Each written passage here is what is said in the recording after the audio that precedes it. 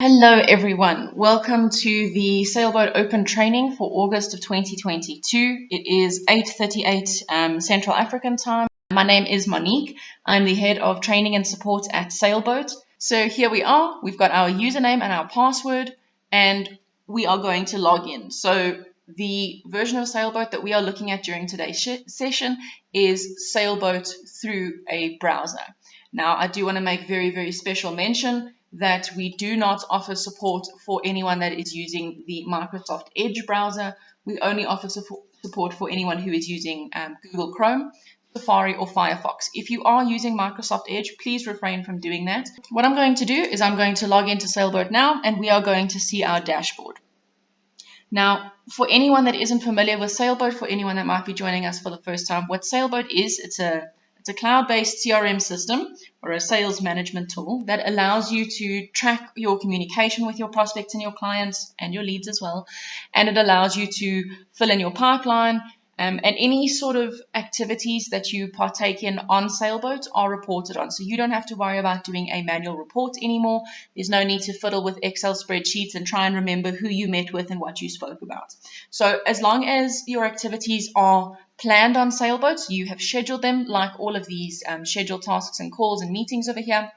As long as they are scheduled on Sailboat and you do in fact engage with them. So as an example, if I wanted to take notes for this particular meeting, this green card here at the bottom, what I would do is I would check in, and then that will be reported on as a check-in, as an activity that happened with this company here. We've got Test Ruler Company over here, and that will be logged as an activity with them. So it will say when I attended, who I spoke to, do they have any open deals, what did we speak about, what did we speak about last. We've got access to a whole lot of communication and a whole lot of information, and it isn't just like a page in your standard diary, although that is what we equate it to sometimes, but this is your digital diary, and it allows you to have access to all of the information that you need for all of your leads, prospects, and clients at any time. Okay, so very important that everyone understands that if it isn't on Sailboat, then there's no way to say that it happened. Okay, so if it isn't on Sailboat, then it didn't happen. So making very sure that anything that you plan to do or anything that you will do is on Sailboat so that it can be reported on. Okay, not just for you, but of course for management as well. All right, so what we're going to do, we will speak to the dashboard now, but I do want to make sure that anyone that is joining us for the first time knows where the help button is. So if we have a look, on the far left-hand side of my screen here, we've got the main menu, and this is where you can navigate to anywhere in Sailboat for anything that you need. You will notice that my menu might look a little bit different to yours. That is only because I'm using a captain account, so this is the account manager at your organization. This is what their account will look like. But for everyone, your help button is in exactly the same place. These last three options here, we've got settings, help, and log out. So for anyone that is unfamiliar, we've got our help button over here. And what we have is the ability, first of all, to send the support team a message, or you can see any previous communication that you had with them, any of your previous conversations, or you can search for help as well. Okay, so when we are in this help button, what we always like to say is that asking questions is very important, but doing a little bit of research before you ask your questions is also very important. So if you have a query regarding meetings, what I would suggest you do is search for an article first. And if that article doesn't really give you what you're looking for, then you can start a conversation with the support team. Like I said, we are always here to help you. Okay, so as an example, if we're going to search for help, my favorite example, anyone who has been in training with me will know this. Meetings is my go-to example, and we can see all of the support articles that our support team has written with regard to meetings. So let's say that I was looking for the information on how to create a meeting. I would click on this article, and what it will show me is step by step exactly how to do the thing that I was asking for. So first of all, there is a video right at the top, and then it shows you, so in order to create a meeting card, we need to schedule it using the plus button, and step by step, each screen that you encounter, as well as additional articles that are linked in here as well, giving you exactly what you need in order to create your meetings on Sailboat and do exactly what you need to do. Okay, then of course you can send us a message as well. You can also reply with GIFs. If you're feeling funny and humorous, you're welcome to send us GIFs. We always enjoy that. You can also add emojis, and you can attach screenshots over here as well. Okay, so that is the help button. That is how you get hold of the Sailboat support team. And remembering that during today's session, if you do have any questions, please do ask them via the chat. I will be monitoring them and answering them during our question and answer session, but I may also answer them periodically throughout. Okay. So what I do want to mention is the fact that this is our dashboard and our digital diary for anyone that isn't familiar. For everyone that is familiar, you will all know exactly what each of these cards mean, but I will be going through that now as well. So each of these cards is color-coded. Each of them means a different thing. So on the top left over here, we have got our tasks. Tasks are reminders for you to do something. They do not count as communication with your prospects and your clients. They are not going to be forming part of your main activity report. They are simply reminders, like I said. So as an example here, on the 19th of May, there was a task that this Saleboat training account needed to do. The Saleboat training account needed to clear their neglected list. Of course, it is very much not the 19th of May. It's not even June or July anymore. But as an example, your tasks do have due dates. So when you go and you click the plus button and you click on task, what you will do is you will set a description of the task. So let's say we need to amend the contract for, let's say for client A as an example. Okay, so we're going to amend the contract for client A. Then, of course, as with anything in Saleboat, we need to know when we need to do it by. So we need to set here, let's say that we need to do that by, let's say Friday at 5 p.m., the end of our work week in South Africa. What we are going to do is we're going to click on create, and that will create a blue card on our dashboard. Now, what we do have in Saleboat as well is the ability to assign a task or a meeting or a call away to another team member. Now, it's very important that everyone understands that it is to another team member and not just anyone in your organization. You have to be part of the team. So as an example, if I looked at my list over here, I could see here if I was going to ask Lawrence to amend the contract for client A, I would select his name from the drop-down. And when I click on create, it's not going to create a task on my dashboard. It's going to create a task on Lawrence's dashboard. Okay, very important that everyone understands that as soon as you assign things away, that they will automatically belong to the next person, unless when we get to meetings and calls, you join in for that. Okay, so we're not going to do that because we already have an example of a task card. What we have to the right of that is, of course, a missed meeting card. Your missed calls look exactly the same. It will just say missed call. But we can see here that it is missed. It was due on the 18th of August at 8:30. And this means that we didn't check into that meeting or we didn't attend to that call by midnight of the 18th. So the moment it ticked over to the 19th of August, this meeting became missed. So for anyone that is unfamiliar, the meetings don't become missed. Let's say you've set the meeting for 10 a.m. this morning and you check into the meeting at 1 p.m. because you just weren't able to attend to it yet. That's perfectly fine. The meeting hasn't technically been missed. According to Saleboat, a meeting only becomes missed if you haven't interacted with it the entire day. Okay, so that is the only time that a meeting will be recorded as missed. The same thing for cancelled. Although cancelled, meetings don't get reported as cancelled automatically. The only reason that meetings or calls will be recorded as cancelled is if you physically press the cancel button. So yeah, those things don't become cancelled automatically. But with these calls, these cards, you do have the ability to reschedule them as well. So if we had to reschedule this meeting from the 18th, we would pick a new date and time. And when we click on reschedule, this will reschedule to the correct date and it will fit in between all of the other activities that we have. So you can see that the dashboard is in chronological order from top left to bottom right. So on the top left will always be the most pressing, the most important, the very next thing that you need to do. And as you engage with these things, so as an example, if we had to cancel this missed meeting, as you engage with them, it is reported on that it was cancelled. First it was missed, then it was cancelled, and we see now there is nothing in between this task and this call, and we see that this, apart from this task, the very next thing that we need to do is attend to this call with deal test. Okay, everyone should be quite comfortable with that. Now, the card that we are looking at now that is in our main focus is, of course, a call card. So calls and meetings are different. The reason for that is, of course, your calls will be either phone calls or phone calls or video calls in some cases. And each of the accounts that you will all be engaging with, each of your Saleboat accounts do have different meeting types and call types as well, depending on your organization and depending on your sales process as well. So what I'm going to show you when we create a meeting will look very different to, or likely very different to, what you have got on your account. Okay. So we've got this call card over here. We see it's a call with deal test. It needs to happen at 11:30 today, 24th of August. And if we click, we can click on the icon, or you can click on these three dots over here to get more information. So we can see in our case, it's a tele-development call. That is one of our call types that we have. This is when it's due, this is who we're supposed to be calling, and that's the phone number that we are supposed to call as well. If I wanted to view more details, in Saleboat, whenever you see some blue text, it's an indicator to you that you can either see more information, add more information, or edit information. Okay, so wherever you see blue text, if you're looking for more details, that's exactly how you'll find it. That is just a link to some more information.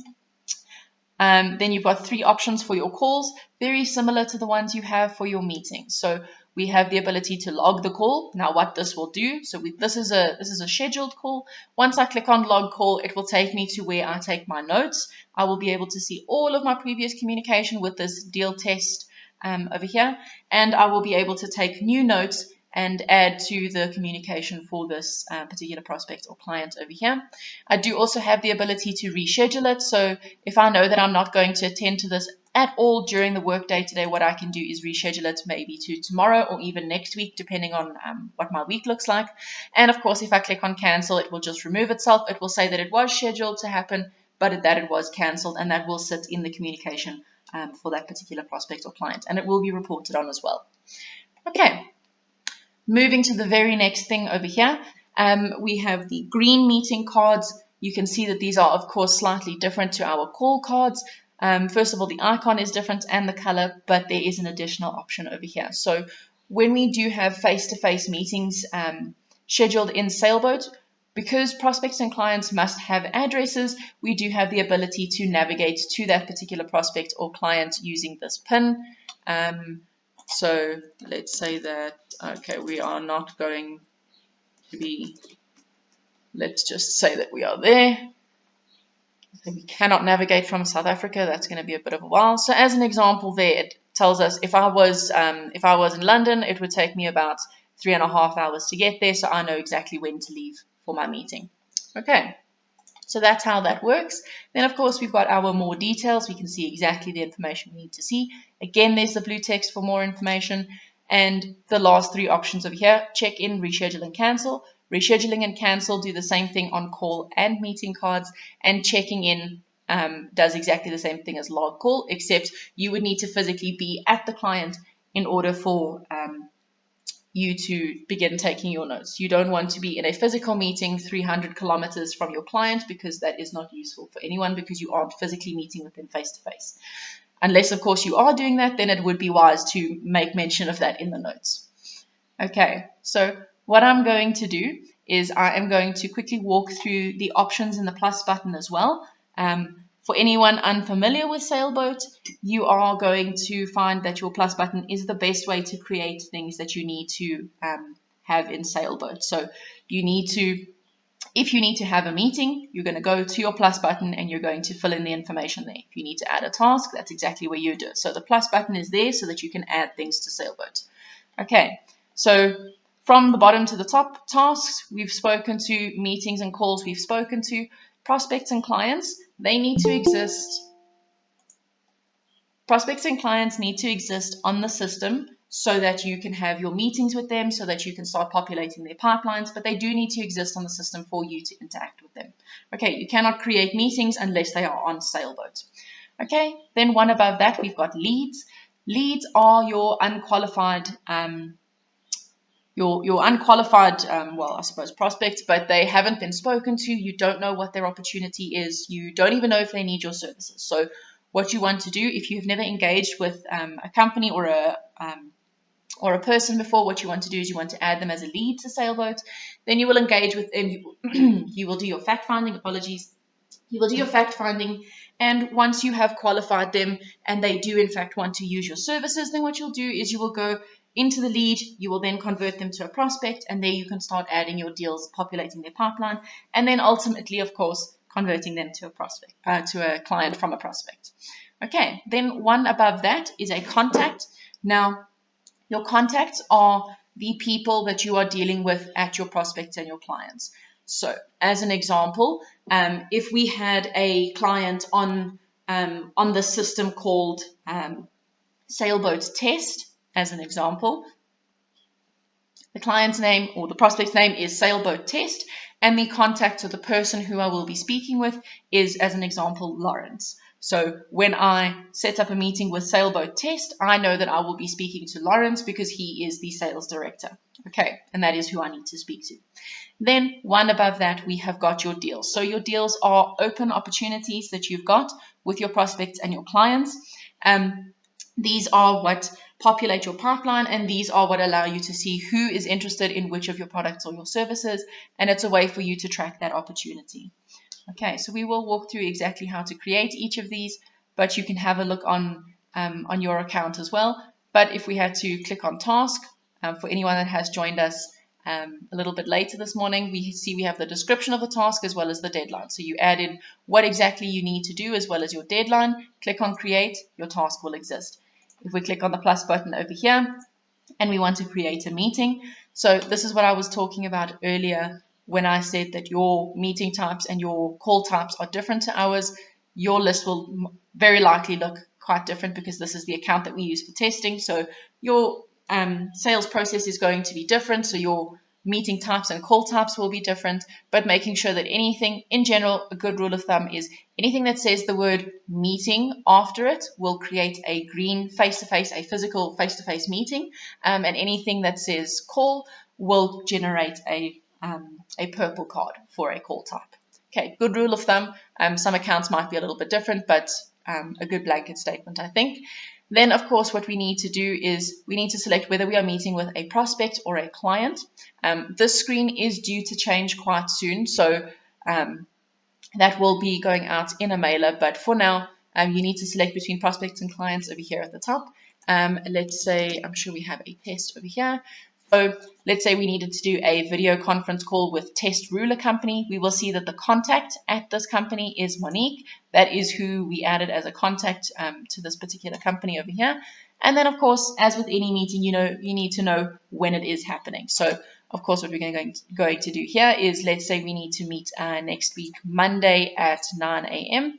We're going to go select 9 a.m. and that's all we need to do in order to schedule this meeting with Monique at Test Ruler Company. So this will be a video conference call, so we don't need to worry about traveling, so that's not a problem.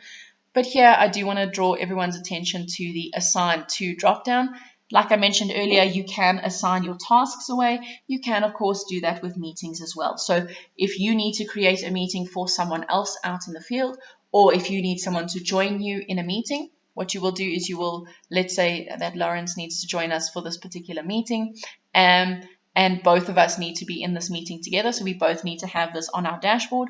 What we will say is I am joining in. We'll use that little checkbox, and once I click on create, it will create both a card on my dashboard and a card on Lawrence's dashboard as well, so we can both go in and take our notes for that particular meeting with this particular prospect. Okay, everyone should be quite comfortable with that idea. So once I click on create, we will see, of course, that we have got this new meeting card over here, and of course it's at the end of everything because it is happening next week and the rest of these things need to happen today. Okay, so what I'm going to do is I am going to check into a meeting now so I can show you exactly what the notes taking page means and how to, of course, look at your previous communication as well. Okay, so what it has done, it has picked up an address nearby where I am. So what we can do here, we can see a whole lot of information. We can see that the Test Ruler Company, in fact, didn't have any previous communication, right? So if you had any previous communication, that would show up over here. But in order to add new communication, what we need to do, so we are sitting currently in, let's say, a meeting with Monique from Test Ruler Company. We're sitting across the table in the boardroom. And what we need to do is we need to obviously jot down exactly what is being spoken about. Now, with your Saleboat notes, you want to be as detailed as possible because ultimately you're not the only one that's going to be looking at these notes. If you need to hand over to a different team member at some point, let's say between new business and business development, just as an example, you need to make these notes as detailed as possible because you were sitting there and you were having the conversation. But the next person who's going to be looking at these notes may not necessarily have been there. So you want to have detailed notes so they know exactly what's going on, so that when you do the handover, they basically don't even have to ask you about this interaction, because everything will be there in the notes. Okay, so my favorite example is always, let's say we are talking about contract negotiations. Let's say they're happy with the numbers. They want to, let's say they want to discuss a payment plan as an example. Let's say we also need to speak to accounting about this. Let's say we need to rope in Lawrence for this discussion for the next meeting as an example. So we're putting in a whole lot of information about exactly what we're discussing over here, and you are able to separate this out. So let's say here now, let's say we were talking about user numbers and whatever those notes might be. Okay, so you can separate each of those out. So if those are different bullet points, if you will, each of those things can be separated out, and all of these notes will be in your interaction report, and they will of course belong to this particular prospect or client in their activity as well. Okay, so once you are done, because this is a face-to-face meeting and you are in fact at their premises, what you want to do is you want to end this meeting before you leave that location. So you don't want to end the meeting at your next client, because then the location is going to report that you were at, let's say, client A rather than test ruler company. Okay, so what we're going to do now is we're going to end this meeting and we're going to see what sort of information we can gather from it. So we can see here it was a meeting with Test Ruler Company, and it was a business development meeting. We can see that Sailboat Training was the only one that attended, and it is concluded. So that means, of course, that it is finished. This is where it was, and this is where it should have been. So I was severely off-site in a different country, on a different continent over here. We can also see when it was scheduled to start, as well as when it actually did, and of course how long it was and who we spoke to. Okay, so what we can see here, this is the meeting information. We can of course view this on a map, so we can see how very far off site I was. So this is where I reported my location, and this is where I should have been. So red is where you are and blue is where you should have been, and ideally you want those pins to be in exactly the same place. Then of course we have the ability to view our notes, so we can of course see the notes that we did take during the meeting, but we can always add notes after the fact. So let's say we were walking to our car and someone ran down and said, oh goodness, I forgot to talk about X, Y, and Z. What you can do is you can always go in and you can add additional notes over here, and that's what it was about as an example. Okay, so what you can do, you can just click away and that note will then be saved. It will obviously take a new date and time over there, so just to show you that it was an additional meeting. Okay, so I'm going to go back to the dashboard. You don't have to go back to the dashboard. I'm just doing this to orientate everyone. What we're going to do is we are going to click on this plus button once again, our best friend for creating things on Sailboat.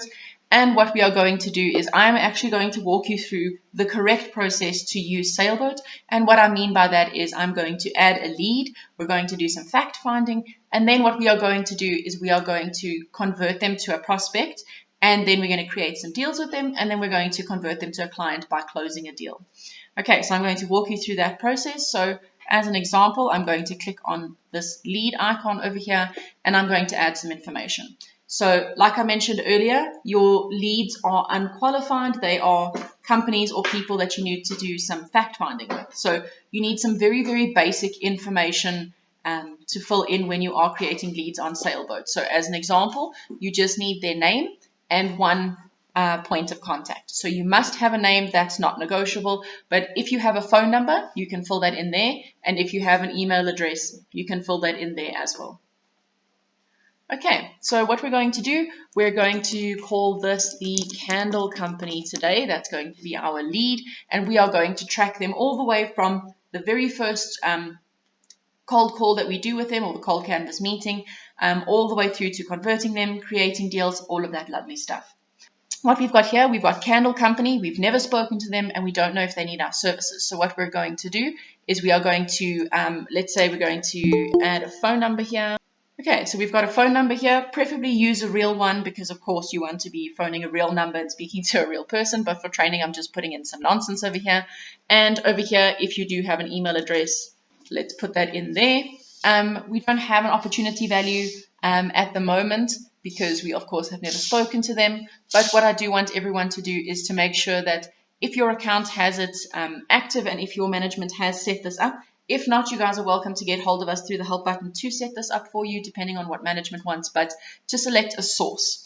Now, it's important to select a source for where your leads are coming from because, of course, you want to track what is the most viable channel. Maybe you are running marketing campaigns, maybe you have a referral program, whatever it might be, you want to see exactly where your leads are coming from. And then, of course, that allows you to see where your highest quality leads come from, as well as how quickly they get converted to clients as well. So what is your highest converting channels? So let's say, as an example, this person came from a referral. So the candle company was a referral, okay? That might have been internally in this case. We see here in Saleboat, we've got this blue more text. Now, again, that gives you more information, more detail, more place to fill in some stuff. So what we've got here, we have the ability to add a contact name. So let's say that this person's name was Sean. So when we phone the candle company, we know we need to speak to Sean. And then, of course, again, you do have the ability to assign to a team member.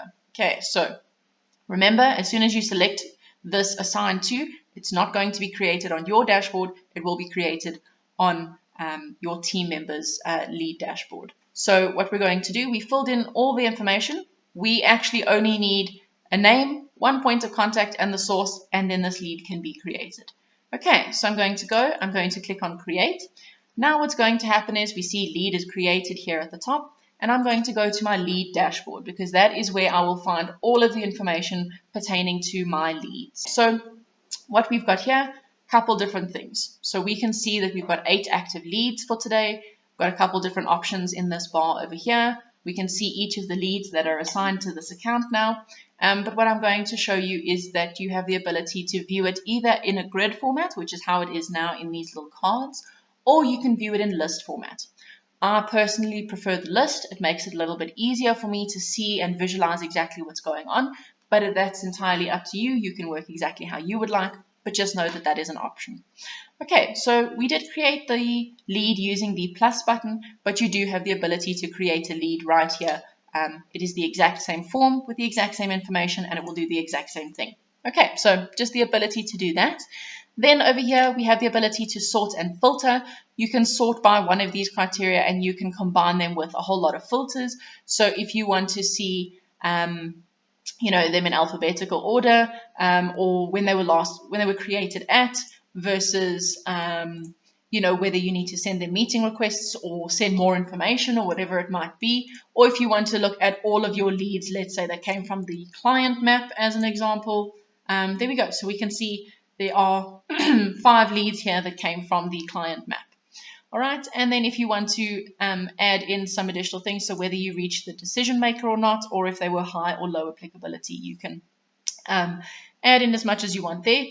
Of course, if you want to see all of your leads again, you want to reset your filter. So we're going to reset that over there, and then we can see all of our leads again. And the same as your prospects and client list, you have the ability to search. So let's say we were only looking for the candle company and we had a list of, let's say, 600 leads. It'd be very easy to find them if we had searched for them by name. Okay, so that is where they are. That's where they would be. Okay, so I'm going to show you now how to engage with a lead. So we've just added this lead to the system, and what we're going to do is we're going to make a call with them, and then we are going to add our notes there. We're going to change some things about the lead, and then ultimately what we are going to do is we are in fact going to then convert them to a prospect so that we can schedule meetings with them. So you can't schedule meetings with leads.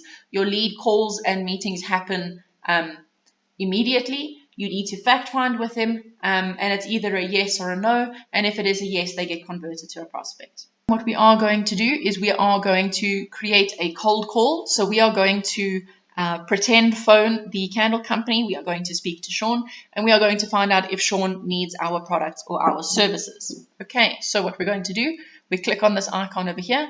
This is for a cold call, and this over here is for a cold canvas meeting. So the difference between these two, of course, we can see that this looks like a smartphone. So this is a cold call being a phone call. And of course, the cold canvas meeting would be a face-to-face cold meeting. All right, so what we're going to do, we're going to do a cold phone call. And we can see here now, this looks a little bit different to when we meet with our prospects and our clients, or when we call them. It is slightly different because, of course, we are in the lead section of Saleboat. So what I'm going to do is click on Start, and that is going to start the timer, and it's going to give me the ability to then take my notes for this particular call that we are making with the candle company. Now, at this point, I do just want to let everyone know, especially users that have never used Saleboat before, that this is how you take your notes when you are doing cold calls with a lead. The reason that I'm mentioning that specifically is because we have had people in the past who just add notes over here underneath the opportunity value. You have people adding meeting notes over here. Okay, so this is not your meeting note field. This is just for general, so let's say general notes about the lead. Okay, so if you want to say, they are price sensitive, or maybe they are experiencing financial year end shortly, or whatever it might be, you can put that sort of information in there. That is obviously useful in the notes as well, but this will just be general notes. These are not notes that are for your meeting over here. Okay, your notes go right at the top. We're going to take some nonsense notes here in the training. We'll pretend that all of this is very important. So in this meeting with Sean, this call, we have discovered that Sean is interested in our services, that Sean would like to have a meeting, and that we need to send Sean some more information. Okay, so what's going to happen here? Fantastic. This was the best 1.5 minute call ever. And what we're going to do is we're going to end that. This communication with a candle company, in fact, doesn't just go away. It doesn't just stop existing. It ends up right here at the bottom of the lead card. So if you ever need more information about what you spoke about with leads, that will exist over here until they, of course, get converted to a prospect. Then it will be in their activity, the activity tab of their profile. But for now, it is over here. We can see we have a couple different options for the candle company. We don't want to call them again. We don't want to meet with them again. Their name is spelled correctly. Everything is cool there. But what we can do is change their status. So we'll change their status to send more information, because that is what Sean had asked for, or send meeting request, because of course we need to meet with Sean. So let's say it is send more information. We don't yet know what the opportunity value is, so we are going to leave that blank. If we needed to assign it away, again, we have that option over here. And if that 1.5 minute call didn't go so well and Sean, in fact, wasn't interested in our services, you could make them do not contact, and then they will remove themselves from the active part of your leads dashboard, and they will be sitting in the do not contact section. Okay, we're not going to do that today, but here we can also select that they were a 5-star lead, everything was great, and in fact, yes, we did reach a decision maker. So you want to do some of these steps, especially for reporting purposes, to know that this was a good quality lead, that you did reach a decision maker, and that they came from a referral. So we know referrals are obviously the best places to get your leads for this particular account. Okay, and then again, some blue text, so we can see here there's some information. So all the information we filled in earlier sits over here, and if any of that needs to change, we can of course change that at this point as well. Okay, so what we're going to do now, like I mentioned, we did the call, we've changed some information about the lead, we've done our fact finding and stuff. That's all amazing, wonderful, and great. So what we're going to do now is we are going to convert them to a prospect by using interested here in the bottom right of our screen. So when I click on interested, I will see a screen that looks like this. If you press the plus button and you want to add a prospect or client, you will get to a screen that looks very similar to this as well. Okay, so the name of your prospect or client will be sitting over here. And then, of course, we do need an address. So leads don't have addresses, but as soon as you convert them to a prospect, so once you've done your fact finding. So the idea is that a lead is added very quickly, engaged with very quickly to do your fact finding. And once they get converted to a prospect, then you can start adding all the extra detail that you might need. Okay, so what we're going to do is we're going to start typing in an address over here, and it will start suggesting addresses to me. Now, it is very important at this point that everyone knows that you are supposed to select from the drop-down to make sure that this prospect can exist on a map, particularly the client map. and this also helps with meeting locations as well. And also for you to make sure that your client addresses are always up to date as well. It isn't just because we want to make more work for you, it is because it is for admin purposes and making sure that everything is always correct in Saleboat. Okay, so here we will select from these options. Let's say that we are at 200 Bosworth Street. That's where the candle company is, as an example. This is all we need to do in order to convert that lead to a prospect. So all we did was added an address. I can click submit. Boom, candle company exists in the list. I can click on my plus and I can make meetings and deals and all wonderful things with them. So that everyone knows, you do have the ability to also add office or building details as well. So over here, let's say they are in Unit 10, just information about them. That is not their physical address. So you don't want to put their address in here. You want to select from the drop down above there. Okay, now we are going to leave them as a prospect, and we are going to click on this blue more text, and we're going to see some awesome extra information that we've got here. Again, assigned to. If you need to be assigned with them as well, so let's say that Lawrence needs to handle the candle company as well as myself, Sailboat training, what we can do is keep me assigned. Then when candle company gets converted to a prospect, then both myself and Lawrence will be able to make meetings and see information about them. Okay, but if not, we can always just leave this, we can leave that exactly as it is. Then of course we've got some extra information. So we can choose the industry. This is very useful. Some of the companies on the call with us today do in fact require that you put in an industry. So if you know you are in one of those companies, this is how you do that. So if we click on industry, we can select from a whole host of different industries that you might need. Let's say they are in retail as an example.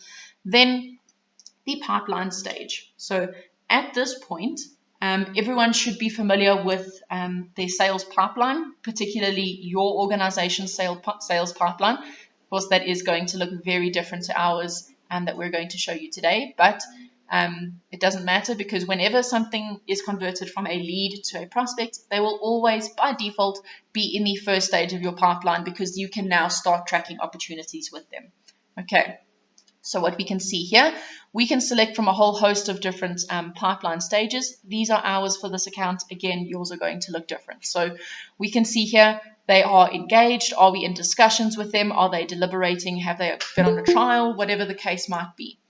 Okay, so we can select which pipeline stage they are in. By default, they will be in the engaged in this account. The first stage is engaged. If there's any more information we need to add or edit, we can of course do that over here.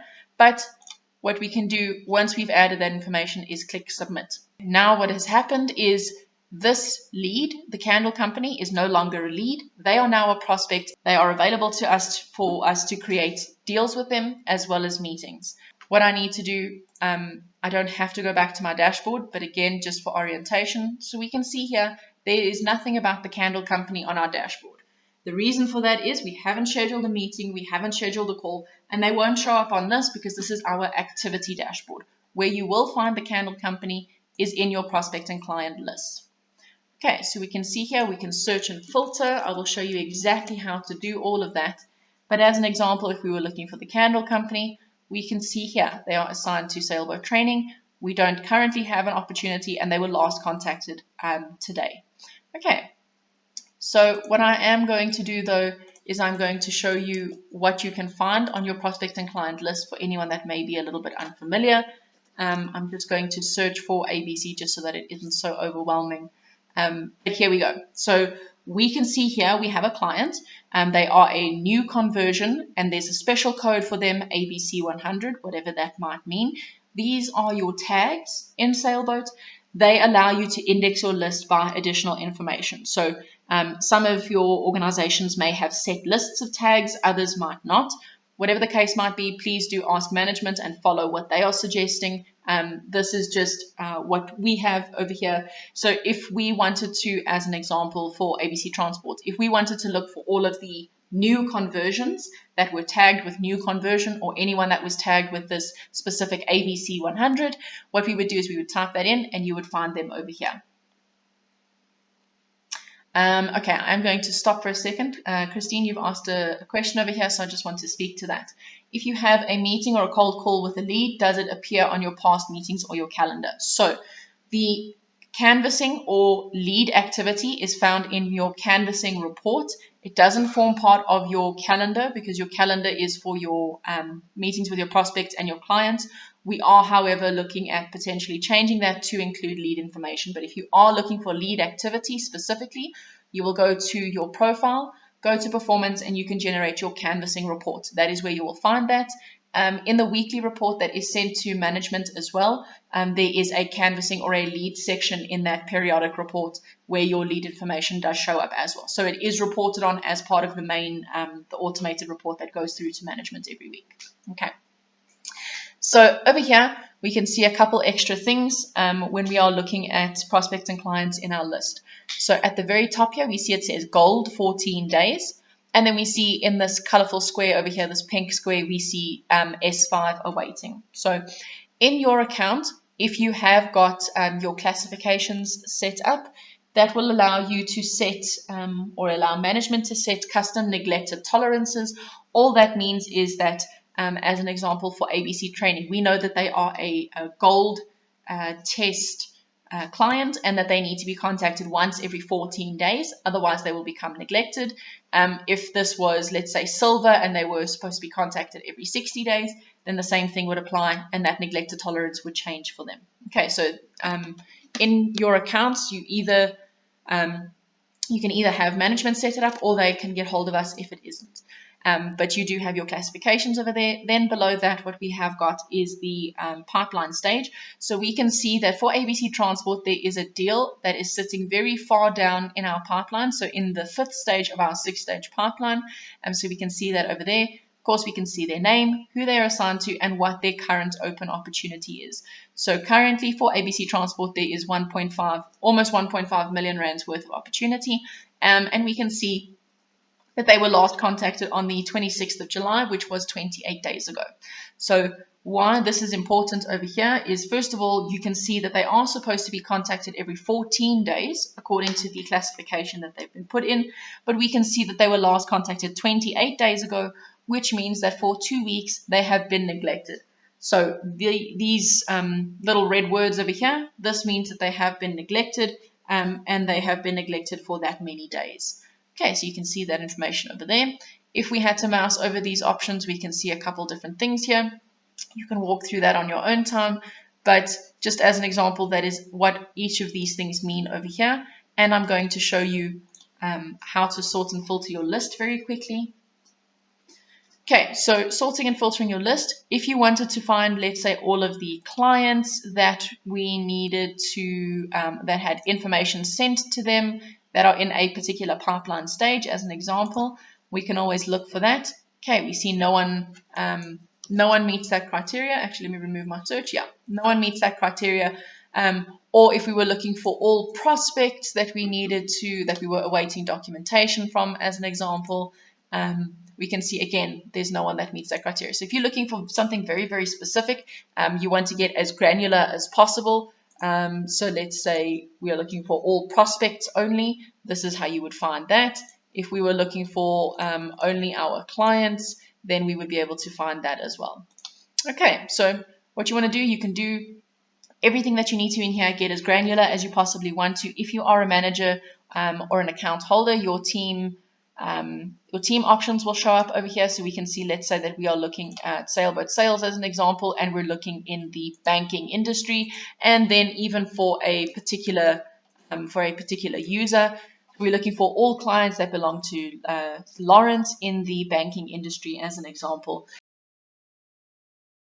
We've got the candle company over here. We are looking at the information, and we can see there is a 0 opportunity. They are a lead that has become a prospect. So we're going to go into their profile now. We're going to have a look at everything to do with their profile, how we add opportunities, how we see past information, how we make edits to everything. Okay, so we're going to go into this candle company over here.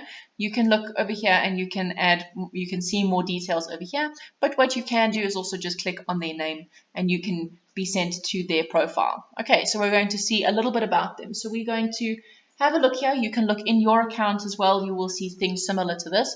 But very briefly, we can see they were converted to a prospect on the 24th of August, which is of course today. We last interacted with them at 9:14 today, and by default, this account has a 120-day neglected tolerance. So if I do not contact them again within the next 120 days, they will be considered neglected, and they will come up in the neglected portion of my activity reports. Okay. But we can see here that their name is the Candle Company. If we ever needed to change that, let's say they are, we needed to add in here Pty Ltd. That's the type of company that they are. If we had to change their classification, this is exactly where we would do it. So over here, we can select from the list of classifications that we have in our account over here. Again, your account will look slightly different depending on what your managers have asked for. And we say here that they are a new lead that we need to contact every 3 days. As an example, we need to tag them with, let's say, priority.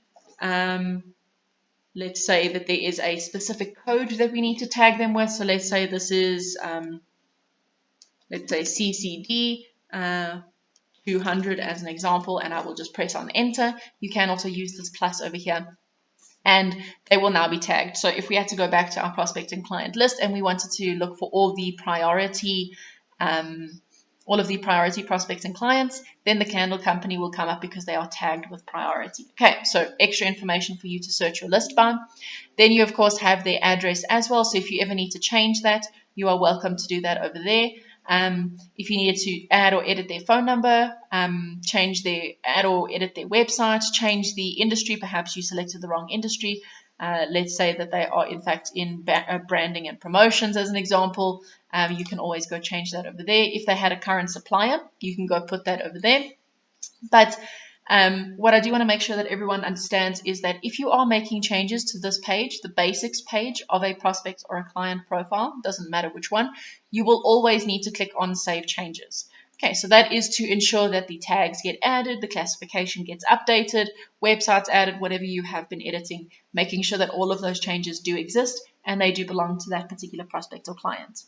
Okay, so what we have over here is not only the information about them, but you have the ability to make them dormant. So in Saleboat, we prefer that you do not delete things, but rather that you make them dormant or inactive, because then you have the ability to resurrect them, and you also have the ability to see previous communication and things like that. So let's say the Candle Company decided, they are going to hold off and they would rather have you phone them, a year from now. What you can do is you can schedule a meeting with them a year from now, and you can go and you can make them dormant.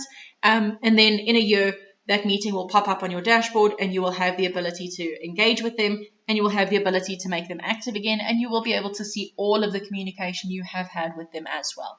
Okay, so you can always pick up exactly where you left off. All right, so that's the information there. Then, of course, we've got contact. So we can see here that Sean is the default contact for the Candle Company over here. If we wanted to add more contacts, let's say we needed to speak to additional people in maybe different departments, what we would do is we can click on Add a New Contact over here, and we will see the screen over here. So let's say that we need to speak to Lauren, and she is the, let's say she's the Managing Director over here. If we had her email address, we can put that in, put in a phone number, whatever her phone number might be. And if she was the primary contact, you can select that over there. All that means is that when you are creating a meeting or a call with this particular prospect or client, that Lauren, as an example, if they are the primary contact, Lauren will be the first person that is suggested for you to meet or call with, but you can always change that as well. Okay, so that's all that means. If I click on Create Contact, then we will see here in the contacts list, we've both got Lauren and we've got Sean, and this little blue tag over here just means that Lauren is the primary contact for this particular prospect. Okay. I just want to show you what that looks like from the plus button as well. So if we click on the plus and we go to contact, we have the ability now. We need to, first of all, search for who the contact needs to belong to. So which prospect or client.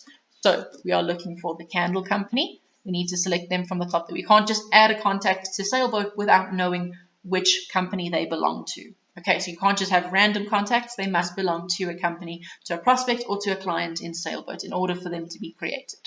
Okay, then we've got the person's name.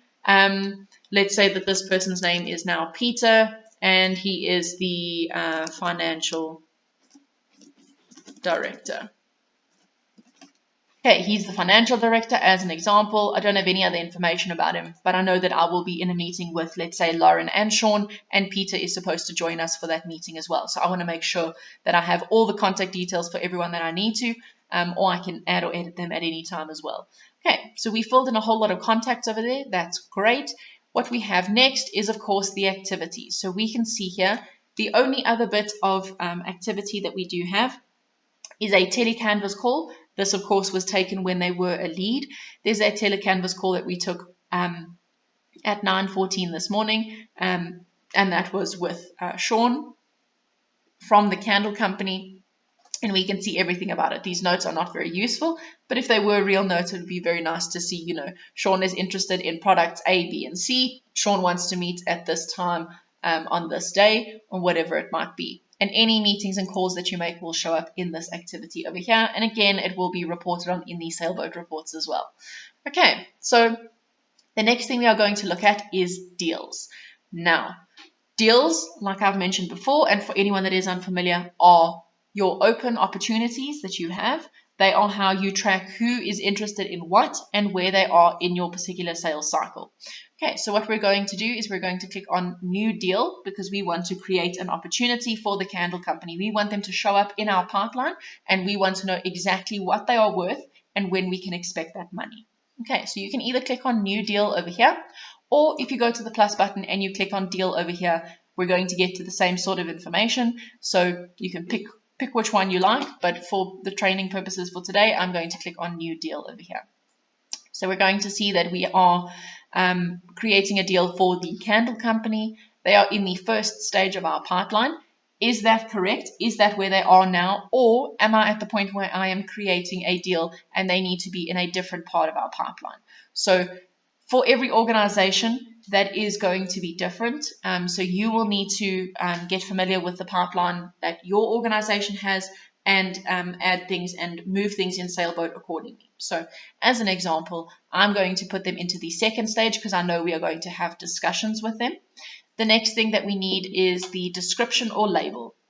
Now, this is important because if you have a very, very long list of deals, let's say you have 15 open deals with multiple different amounts or values, you want to be able to pick out a particular deal from that list. So what you want to do, let's say that this is to do with, again, contract negotiations as an example. So what we are going to do is leave that. So that will be our short description or label. So we know anything in this deal, anything that we discuss here is to do with the contract negotiations with the candle company. All right. So the next thing we need is the expected win date. We suggest that our sales cycle, let's say, is let's say a month and a half long. Let's pick let's pick the 5th of October. So we can expect we need to meet with the candle company and we need to discuss certain things in order to move them through our pipeline in order for this opportunity value to ultimately become closed. So we need to have meetings with them before the 5th of August because that's when we estimate we will be able to sign the contract and close this deal. Okay, so what we're going to do is we're going to select here this filter by name or category. I'm just going to click in there and we can see all of the products or services that exist for this particular account. And we can edit the values, the quantities, and all of that lovely stuff over here. So let's say they are interested in web design as well as some web back-end stuff over here. And let's say they are interested in the implementation and training thereof. Okay, so what we can see here, there are base prices. Again, your products will not be our products. They will be organization specific. But here, let's say they need 20 hours of that. We've got 30 hours of that and, 3 hours of training as an example. So you will see here, we've edited the quantities and the values have then, of course, amended themselves accordingly. But this isn't set in stone yet. You can always go and change this later. But just as an example, this is how you will initially add things to a deal. This is how you will open those opportunities with your prospects and your clients. All right, so what I'm going to do, I am going to click on Create. And what is going to happen is we can see here we have got a contract negotiation deal in the second stage of our pipeline, so in the discussion stage of our pipeline, to the value of 38,000 Rand and some change. Fantastic. So we've got a lot of information that we can see just from that. But if we needed to see more information or we needed to edit things about the deal, what we would do is we would click on this little arrow over here and we can see everything else about the deal as well. So if the description or label needs to change, you can do that over there. If you need to add additional notes, you're welcome to do it over there. So let's say, they are using current supplier X, they're not happy with their rates, so we need to be competitive with our rates or whatever it might be. You can always put information about the deal over there. Then, of course, we can see when it was opened. So we know that this deal was opened on the 24th of August. That is not editable. That is, in fact, when it was created. And we can, of course, see when it is expected. So we can see it's expected on the 5th of October. So we know what steps we need to take before the 5th of October in order for this deal to become closed. So Christine, that is a question that only management can answer for you, because we do have multiple different companies here that do work a little bit differently. So in your case, you will have to double check with management if those figures are monthly or annually or even quarterly, because every company is a little bit different. So I can't speak to yours specifically. You're welcome. Okay, so here we can see that they're expected by the 5th of October, and this is the opportunity value. And then we can see here we can go in and we can edit and add more products and services to this list, but we can, of course, change the quantities and the values and things like that as well. So, if we are, let's say, running a special or running a promotion on a certain product or service, and that will be, let's say, at 50% off, we can give them a discount of 50%. And once I refresh my page over here, we will see that the deal value will have changed as well. So if we go back to our deals over here, we can see it was 38,000 and some change. Now it is 31,500 and some change. Okay. So we can see here, doesn't matter what we edit, everything will correct itself accordingly. And then, of course, this will be reported on as well. So making extra sure that all of these bits of information are correct and that they do reflect reality as well. So yes, they are forecasts, but you do want them to be as accurately as a forecast or as an opportunity can be. Okay. Then what I want to show you is that you have the ability to move them through your pipeline. So if they are in our second stage, we can move them back to the first. It's very unlikely that that is going to happen, seeing as we are already in discussions with them. But if I have met with them and I needed to move them to the very next stage, what I would do is I would click on this deliberation or this little icon here, and we will move them then to the third stage of our pipeline. Okay, all that means, if I look at the pipeline over here, it means that this total value is no longer sitting in the second stage of my pipeline. It is now sitting in the third stage of my pipeline. Very easy stuff, and you will move it according to the discussions that you have with your prospects and your clients. I can't tell you when they need to move to specific stages. Only you will know, and only your organization will know, depending on your process flow and your sales process. Okay, so that's where you will see that information. We can see here, though, in the pipeline that they are interested in particular products or services. But if they were interested in multiple different products and services across multiple different categories, I would be able to see exactly what they're interested in. So let's say we were looking specifically for the web development opportunities. We are looking for web development, and we know that there are two products in the web development category. We've got web design as well as web backend. So we can see here they're interested in 6,500 Rands worth of web design, but there's a massive opportunity for Saleboat or for web backend work over here to the value of 24,000 Rand in this particular account. Okay, so a very large portion of this deal is taken up by the design over here, the backend design over here. All right, so we're going to leave that at a default. This is what our pipeline looks like. That is the opportunity that we have. But if we go back to the deal, what we can see is that we have the ability not only to move them to additional stages of our pipeline, but also the ability to either close the deal or mark the deal as inactive. Okay, so what I do want to make very quick note of is that if you mark a deal as inactive, what happens is this total opportunity value will remove itself both from the pipeline for this particular prospect or client, and it will remove itself from your pipeline as well as the organization-wide pipeline as well. So when a deal is marked as inactive, the value removes itself from the pipeline. You cannot make an inactive deal active again. You will need to create a new deal and repopulate it. Okay, Christine, that is a support query. I'm going to ask that you please send that through to the help button. I'm not going to speak to that right now. But in Saleboat over here, we are having a look at marking deals as inactive as well as closing deals. So again, like I said, if you mark a deal as inactive, then the value removes itself and you cannot make it active again. But if you close the deal, this is how you convert a prospect to a client. So once you've had all of your discussions and you have signed contracts and things like that, however your sales cycle works, what you will do is when you know you are at the very end of the sales cycle, you will need to close the deal. Now, like I said, this allows you to convert your prospects to clients. You will need an invoice ID or an account number. The account number is absolutely essential over here. So let's say this is their account number over here. And if there were any additional notes, I could put that there. If I had an invoice ID, you can put that over there as well. And this is the last point that you have to edit the prices, quantities, and final values of any of your products or services that belong to this deal. So at this point, this is the last and final point where you can edit these things. Okay, so once I click submit, this cannot be edited. Closed deals cannot be edited, as well as inactive deals, they cannot be edited.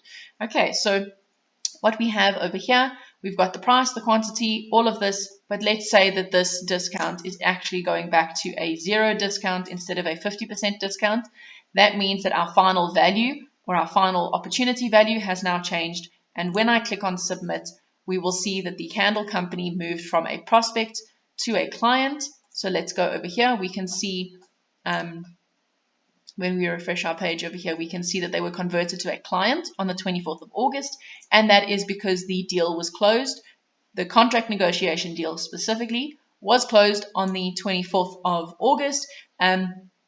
We can see that over here to a value of 38,000 Rand and some change, and we can see some information about this as well. So we can see that we had actually forecast an opportunity for only 6,500 Rand for the web design, but that in fact ultimately became 13,000 Rand because we removed that 50% discount.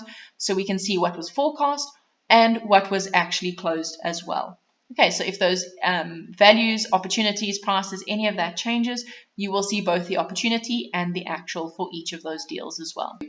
We've gone through quite a bit in today's training. We've first of all gone through how to log into Saleboat by either going to web.saleboat.app through Google Chrome, Safari, or Firefox.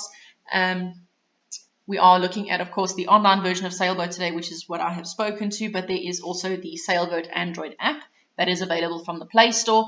And I mention Android specifically because it is only available on Android devices. We, of course, have gone through the help button and how to get hold of the support team by either watching videos, looking through articles, or asking us questions directly. We've also gone through the Saleboat dashboard and exactly what is contained on the dashboard, how to engage with these cards, as well as how to create them. We've also looked at checking into meetings and taking those notes and looking at past communication. We have also had a look at the difference between leads, prospects, and clients. We've gone through the process of creating a lead, filling in that information, fact-finding, and then converting them to a prospect.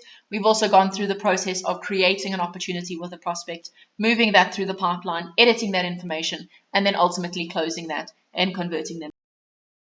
Okay, so those are the very, very basics that you need in order for you to use Saleboat. Just know that your plus button is always there when you need to add things to Saleboat. Also know that the support team is always there to help you if you do have any questions or queries. And there is no such thing as a silly question. There are only silly people not asking questions. So if you do ever need help with anything, please make sure that you do go directly through the help button, especially if it is a Saleboat query. Please don't go to management and ask them how you create a meeting or how you change a prospect information. Rather ask the Saleboat support team, as we are the best point of contact for that. But I do want to quickly walk through the profile that each of you have, your individual profile, and I will be going through some information on the performance page, as well as having a look at some of the reports that you can generate for yourself to see your information. Okay, so to see all of the things that we have touched on today, from creating meetings to checking in, converting leads to prospects, all of that stuff. So how is it reported on and what does it actually mean? Okay, so I'm going to go in my main menu. I am going to go to the profile over here. And what we are going to see is a screen very similar to this. Yours might look slightly different depending, but as a good rule of thumb, this is what it looks like. We can see over here, we've got the activity tab. So we can see any upcoming meetings. These show up over here. Any past meetings show up over here as well, and any missed or cancelled meetings will show up in this last tab over here. So what I do very quickly want to speak to is the fact that there is blue text over here, and like I mentioned earlier, and I have mentioned throughout the training, when you see blue text, that means more information for you to see. So for the candle company, as an example, if I had to right click over here and open that link in a new tab, we can see the candle company's profile, and we can see all of their activity, deals, all of that weird and wonderful stuff. Okay, so that's one way for you to see that information very quickly. We can, of course, see the performance page, which is what we are going to be talking to very shortly. So I'm just going to leave that open for us. We can see all of our leads. Now, you can, of course, see your leads from your main menu over here, but if you were a manager and you went to organization and then to users and then a particular user's profile, this is what you would see if you were looking for their particular leads or prospects and clients or information about a particular user. Okay, so just a quick side note over there. We can see exactly what is happening. Over here with this person, we can see prospects and clients as well. We can see a list of prospects and clients. We can also see the user's calendar. You can see your own calendar, so what you have done or what you had planned, as well as what is upcoming as well. And then most importantly is the client map.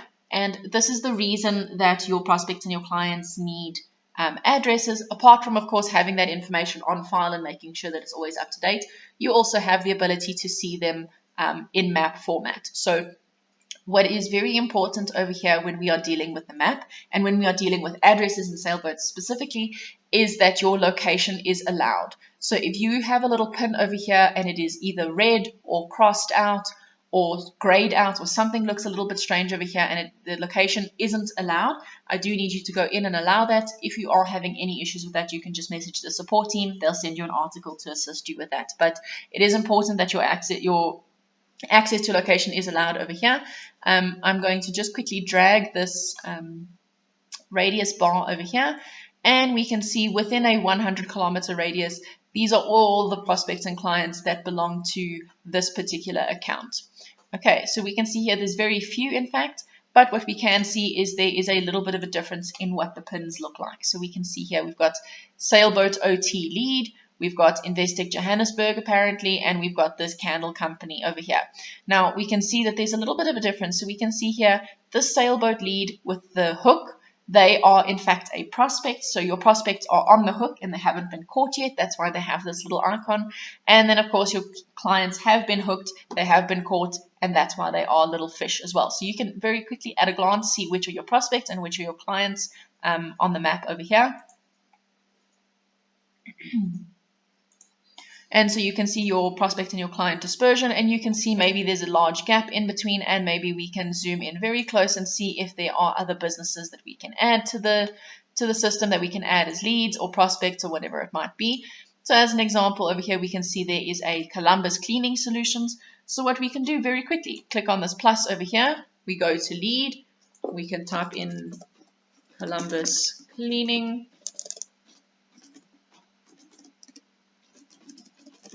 Solutions. We don't have a phone number for them, but we could always just quickly grab that from Google. But let's just say that we had their phone number and we found them on the client map. Fantastic.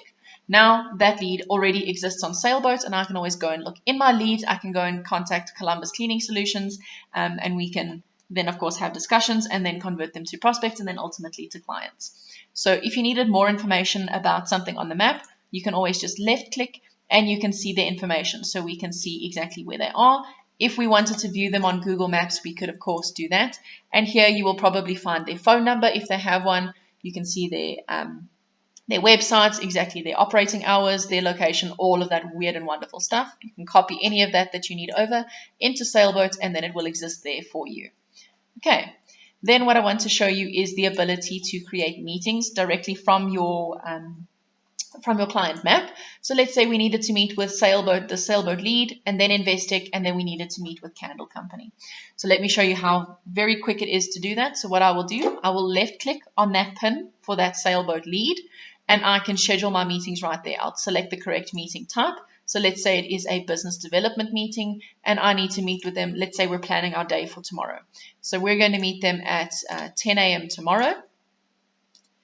Then we know that meeting is going to run for about an hour. It's going to take us half an hour to get here. So let's say that we're only going to meet with this Investec Johannesburg at about, let's say at about 12 p.m. because we also want to stop and get something to eat. So what we'll do is we will leave it again at the business development meeting because that is what we will be doing tomorrow. So we're planning over here. And then what we will do again, we will select there and we will select that we will be meeting with them at 12 o'clock. Fantastic. And then let's say that we needed to meet with the Candle Company at 1:30. So we will go. Select again, tomorrow we are meeting with them at 1:30 in the afternoon. Everything is great. Fantastic. So that means my day for tomorrow is already planned, it's already scheduled, and I know that from where I am, I need to go furthest out, we need to meet a Sailboat lead, then we need to go over here, and then we need to go down to Candle Company over there, and then let's say that our day is done at that point, and then we can go back to the office, or whatever it might be. Okay, so if we had to look at our dashboard, we will then, of course, be able to see that we have already planned those meetings. So we've got here, we've got the meeting at 10 o'clock with Sailboat lead over here, the meeting at 12 o'clock with Investec over there, and then the other meeting at 1:30 with the Candle Company. So already planned right from the client map, and I didn't really have to do much apart from select the date and time. Okay, then, of course, you have the ability to view your tasks. If you have any tasks that are upcoming, you can see that over there. And you can, of course, see your pipeline as well. So all of your prospects and your clients have got a pipeline. That is where you will be able to see the open opportunities for them. But all of their values form part of your individual pipeline as well. So you can see here, this particular account, Sailboat Training, has got an open opportunity of 46,500 Rand in their particular pipeline. And we can see which categories it is split between. So between sailboats as well as web development.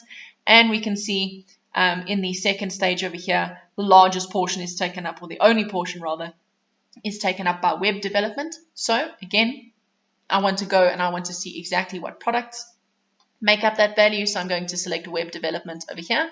And we can see that web design is the only product that makes up this particular value. Now, the difference between the pipeline in your prospect and client profiles and this pipeline over here is that when you click on it here, over here, you can see exactly which prospects and clients make up this value over here. But of course, if we had to look at our pipeline stages in the prospect and client list, we can see here if we wanted to look for everyone that had a deal in the first stage of our pipeline, we could select that and we could see everyone who forms part of that as well. Okay, then of course we have got the meeting summary report, but what I'm going to do is I'm rather going to generate that right from my performance page. So this is what your performance page looks like. We can see here that we have got a start and an end date. This is very important because these reports are date range sensitive, so you do need to make sure that you are looking for the information that is correct for you for a particular date range. So let's say, as an example, we were looking for a report from the 1st to the 31st of May, as an example. So we want to pull a report just for May. So what we can go and do, we can select from these 4 different reports over here. Your periodic summary, that is just a summary of all of the activity that you have engaged with. It is also the reports that your manager will get on a weekly basis. But what I'm going to do, I'm going to generate that report and quickly walk you through what that looks like. Then what we have as well is the interaction report. Your interaction report is a little bit more detailed because that, of course, has the meeting notes and a whole lot more information about that. So just a little bit more granular. Then, of course, we have the canvassing report. So this is where all of your lead information is reported on. The canvassing report does form part of the periodic report as well. Okay, so I did mention that earlier, but just so that everyone does understand that. And then, of course, we do have the pipeline report, and that is to do with everything about your deals. So let's walk through this from the very first report. So we're looking at the periodic report. We can see that in this time frame from the 1st of May to the 1st of June, we've got 16 meetings that have been booked and 12 that have been attended. we can see that there were 7 calls booked and 5 of them were actually logged, and we can see some more information. We can also see that they are split by call type. So each of your call types, depending on your calls, on the call types that you have in your account, they will be split over here. So we can see, as an example, Sailboat Training did 8 business development meetings, 1 new business first meeting, 1 new business follow-up, and then some follow-up calls as well. Okay, and we can see there was 1 client that was converted between May and June. We can see here that was ABC Transport over here, and their deal value that they closed for was 181,000 Rand over here. Okay, so that is why the opportunity values are important. That's why we fill in the deals and add their opportunities there so that we can see when they get converted, we can see what their spend is. So it is important that you ask your manager whether your spend needs to be monthly, quarterly, or annually, or whatever it might be. So making sure that those values are in fact correct. Then, of course, you can see all of the activity that was engaged in. I do suggest that everyone goes and pulls their own reports so that this will make a little bit more sense for you. But to see exactly what you did, when you did it, and what types of meetings and calls were had, how many of them as well. Anything that is cancelled or missed, like I mentioned at the very beginning of the training, those things are reported on as well. So if you have cancelled or missed any meetings, they will show up in your report too. Anyone that is neglected, so any clients or prospects that are neglected, they will be separated here. We can see Sailboat Training doesn't have anyone that's neglected, which is amazing considering this is a test account.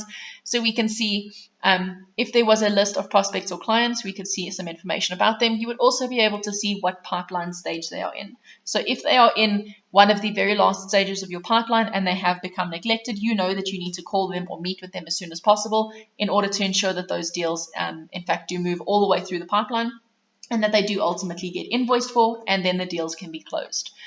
Okay. Then below that, after the neglected section, is the canvassing section. So if you have done any sort of lead, cold calls or cold canvas meetings or anything like that, it will show up in this periodic report. It is the same report as this canvassing report over here. Okay, so I'm not going to speak to that canvassing report. Just know that it does form part of your periodic report. And we can see exactly who was spoken to, what were the notes that were taken, how long were the calls or meetings, and all of that lovely stuff.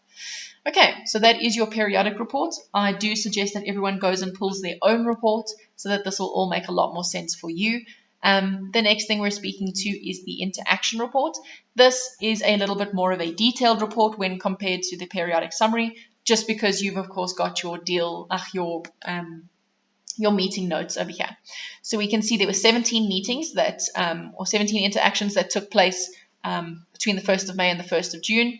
Average call duration, 1.5 minutes, but the average meeting duration is a little bit questionable because it is 2 minutes and 9 seconds, so very, very short for meeting durations, but we can see exactly who was met with, when they were met with, and all the information about each of those individual meetings. Okay, so I do suggest you go and pull your own reports to go and make sense of them for your activity. Then the last thing we have is the pipeline report. Again, we can see a whole lot more information. We can see there's some stats here at the top for you. So you can see exactly how much money is in your pipeline, how much you have closed to date, how long it takes you to close your deals, so less than a day. Obviously, this is a training account, so as soon as we create deals, we do close them. But this average time to close will give you a good indication of how long your sales cycle actually is and how long you need in order for a deal from the day that the deal is created to the day that the deal has been closed. And it will give you a good indication of the steps that you have taken and how long it takes to do those steps. Okay, then of course we've got average opportunity. So taking this total opportunity, dividing it by the number of open deals as well. So between the 1st of May and the 1st of June, there were 3 deals open and 1 deal closed. But we can see there are a whole host of open deals over here. So this is not just the deals that you opened in this time period. It is open deals that are still open currently, okay, during this time period. So we can see the stages that they are in, what their opportunities are, whether they are with prospects or clients, as well as the name of that prospect or client. We can see here, because this is a training account, we like to use ABC Transport, so they have got multiple deals open with them in multiple different stages, and they've all been open for varying numbers of months and times and days over here, and we expect them to win. If you have an expected win date, that will show up over here. So we can see, though, that this deal was set to close in 2021 and it hasn't closed yet, so we should probably get on that, especially because it is very far down our pipeline. So if these were real deals, this would be quite concerning. So I do suggest again that you pull your own report and sit and have a look. And if you have any questions about your reports, please do ask Saleboat support so we can assist you with that. Okay, then any deals that were closed in that time period, they would show up over here, and any deals that were made inactive will show up under losses. Okay, so that information will be contained in that report over there. Having a look at the rest of the stats over here, we can see from the 1st of May to the 31st, so the 62 open deals, this is not affected by your date range. So these are the deals that are open no matter what. On average, in this date range, it took 5 meetings to close. So it took 5 interactions with a leader or prospect to ultimately make them a client. This account has got 6 active prospects and 2 active clients, and only one of them has been unseen, so one of them is neglected over there. Then, of course, we have got our communication pie chart. So when you are creating meetings and calls with your prospects and your clients, it's very, very, very important that you select the correct type of meeting or the correct type of call, because that doesn't that's not just there for fun, that does actually get reported on. So it is both in the periodic summary, we looked at that table at the very top, but we've also got it here in the communication pie chart. So we can see that almost 50% of this account's time has been spent doing business development meetings. So there were 8 of them. And the next biggest chunks were taken up by new business follow-up meetings as well as telecanvas calls. So you can see both where your time is going and maybe where it should be going instead. But you can see exactly what you were doing in this time period. And then, of course, we have got the products and services graphs over here, so you can see what you have got in the pipeline for each of these, as well as what has been closed during this time period as well for each of these products and services, so which ones are performing well and which ones could be performing a little bit better.